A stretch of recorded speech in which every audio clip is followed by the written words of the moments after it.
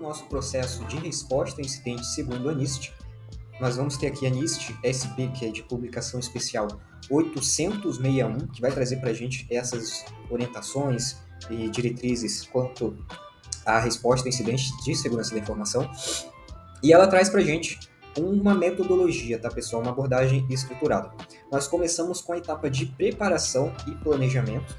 Então, lembrem quando eu falei lá no início, na introdução do curso de resiliência, todos aqueles caras lá, né, resposta a incidentes, crises, continuidade, recuperação, todos eles vão ter a etapa de preparação, a etapa de planejamento, porque isso aqui é a base de todo o processo, tá, pessoal? É uma etapa extremamente importante que vai guiar o processo, que vai trazer para a gente se nós vamos ter sucesso ou não. Vai dizer a nossa eficácia, tá, pessoal? Então, preparação, nós vamos ter aqui o estabelecimento de ferramentas e planos para a resposta a incidentes.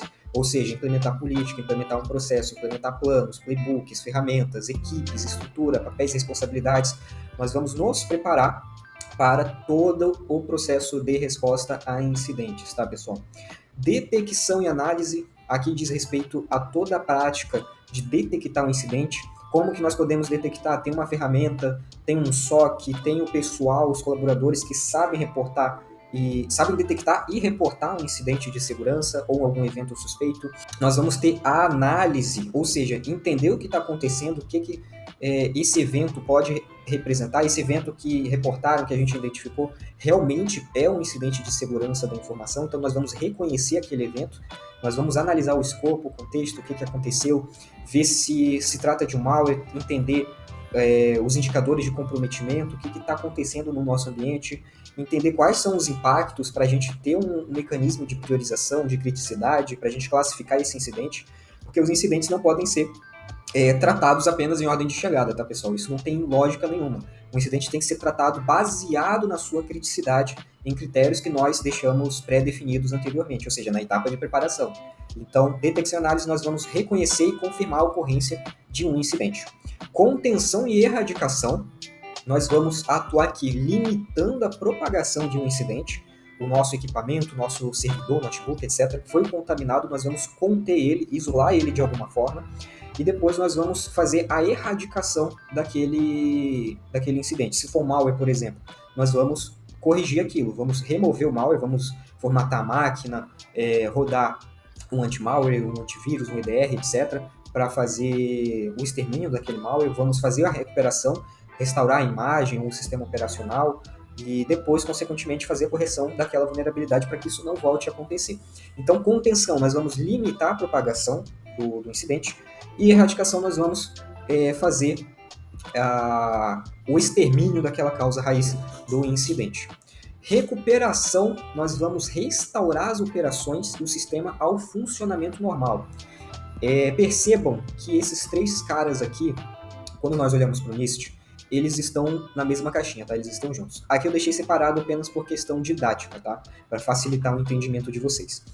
É muito comum esses três aqui, em alguns casos, um acabar pulando a fase, um acabar já cumprindo o outro. Um exemplo bem simples, tá, pessoal? O nosso computador pegou um ransomware. O que nós podemos fazer? Desconectar esse ativo da rede e fazer a restauração do sistema. Não tem como você simplesmente tirar o ransomware, trazer o computador ali de volta funcionando normal, não. Geralmente, a linha que o pessoal segue é fazer a recuperação direta daquele equipamento. Pegou o ransomware, formata, limpa, dá um IP disk, traz a imagem padrão que a gente tem de volta, a imagem segura do Windows, do sistema operacional. Então, percebam que a gente pulou aqui a etapa de erradicação. É muito comum esse tipo de coisa, então os três aqui eles estão juntos e a depender de como as coisas andarem, podemos ter que voltar para a etapa de detecção e análise e ficar repetindo esse ciclo até o incidente ser resolvido. Isso pode vir a acontecer se ele for mal detectado, for mal analisado, quando nós analisamos ele, tentamos entender o escopo, o contexto, ativos que foram infectados, às vezes acabou deixando passar alguma coisa, algum ativo que não foi identificado corretamente, algum outro documento que estava infectado nós não conseguimos identificar. Então, essas três caixas aqui, elas podem ter esse tipo de relacionamento, indo e voltando. Então, depois da recuperação, nós vamos ter o pós-incidente. Aqui entraria toda a parte de melhoria contínua, lições aprendidas, relatório pós-incidente, o que aconteceu, como que a gente pode melhorar, toda a parte de registro, base de conhecimento. Então, pós-incidente, nós vamos avaliando a resposta e melhorando os nossos processos para que, caso algo parecido ocorra novamente, nós tenhamos uma eficiência muito melhor e, mesmo que algo diferente ocorra, nós tenhamos uma equipe mais preparada, tenhamos processos, políticas, ferramentas mais eficazes para lidar com próximos eventos, próximos incidentes de segurança da informação. Quando nós olhamos para outras metodologias, além do NIST, nós podemos ter aqui alguns exemplos que eu trouxe para vocês. Tá? Nós temos a SANS, que também é muito utilizada, já vi muitas empresas utilizarem. Ele é um pouco semelhante à NIST. Uma das principais diferenças é que nós vamos ter as caixinhas, uma em cada caixinha, né? Proteção, erradicação e recuperação.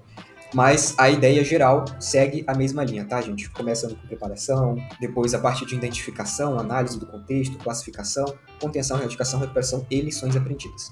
Teremos a ISO 27035, essa daqui, se não me engano, ela é paga. Toda a documentação da ISO a gente tem que pagar para ter. Uma outra que pode vir a ser de graça. Nós teremos planejamento e preparo, detecção e reporte, avaliação e decisão, resposta e lições aprendidas. Temos uma metodologia proprietária aqui, né, da ACE Council, que é uma organização muito conhecida no mundo de segurança da informação. Então, nós temos aqui 9 etapas, já tem um nível de abstração muito maior. Preparação, registro e delegação, triagem, notificação, contenção, evidências e forense, erradicação, recuperação e pós-incidente. E outras metodologias, tá, pessoal? De vários padrões, normas, algumas metodologias, algumas empresas acabam criando ou adaptando para elas mesmas, né? Pegam o NIST, o SANS e acabam fazendo uma adaptação para o contexto delas. Aqui fica bem a critério. Mas é muito importante que vocês entendam a lógica, o fluxo aqui. Todas elas, nós começamos com a etapa de preparação, planejamento, preparação, qual que seja a nomenclatura. Mas todas elas nós temos a primeira como sendo a preparação para o incidente, depois nós temos a identificação, registro, análise, todos seguem a mesma lógica aqui, nós vamos identificar, detectar, fazer registros, fazer classificações, lidar com critérios, lidar com prioridades.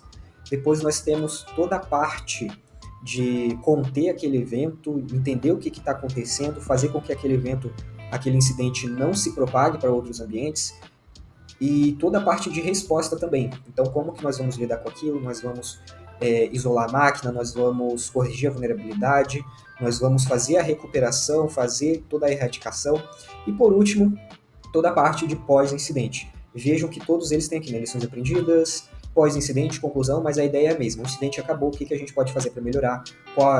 Registros, nós vamos documentar tudo, salvar, fazer sessão de lições aprendidas, identificar necessidades de mudança, atualizar políticas, processos e planos. Então, todos eles têm essa mesma linha, esse mesmo fluxo lógico aqui. É muito interessante que vocês entendam isso, tá? Então, temos essas outras metodologias aqui. Algumas estão disponíveis para vocês fazerem aqui o download dessas documentações.